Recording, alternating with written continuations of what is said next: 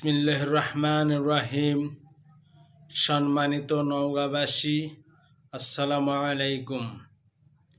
এখন অল্প কিছুক্ষণের মধ্যে আমাদের নওগাঁ ৫ নম্বর আসনের মাননীয় সংসদ সদস্য জনাব জাহিদুল ইসলাম ধুলু ভাই খাল খনন সম্পর্কে কিছু বক্তব্য প্রদান করবে, আপনারা শুনবেন ইনশাআল্লাহ। বাংলাদেশ জাতীয়তাবাদী দলের যে গত নির্বাচনে ত্রয়োদশ জাতীয় সংসদ নির্বাচনে যে কয়টি প্রতিশ্রুতি ছিল তার মধ্যে অন্যতম হলো বাংলাদেশের খাল খনন কর্মসূচি।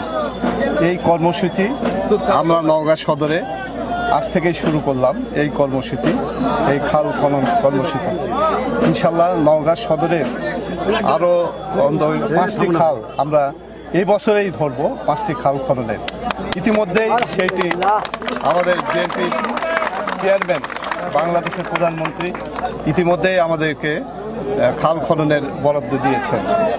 আমি আপনাদের সকলের সহযোগিতা, বিশেষ করে মিডিয়ার যারা আছেন তাদের সহযোগিতা চাই। আপনাদের সহযোগিতা এই চাই যে যাতে করে প্রত্যেকটি এলাকায় যে খালগুলি হবে এই খালে যেন স্বচ্ছতার সাথে এবং জবাবদিহিতার সাথে যেন এই কাজগুলি হয়, মানুষ যেন কোনো কথা বলতে না পারে, সেজন্য আপনাদেরকে সজাগ করব। কিন্তু আমি আপনাদেরকে অনুরোধ করবো, বিশেষ করে সাংবাদিকদের, আপনারা অযথা একটা নিউজের হলা সত্যতা না জানায় আপনারা কোনো সময় নিউজ করবেন না। দয়া করে এই কাজটি করেন না। যদি হয় সেক্ষেত্রে আমাদের কি বলবেন, আমরাই ব্যবস্থা নেব, তার বিরুদ্ধে অসুবিধা নেই।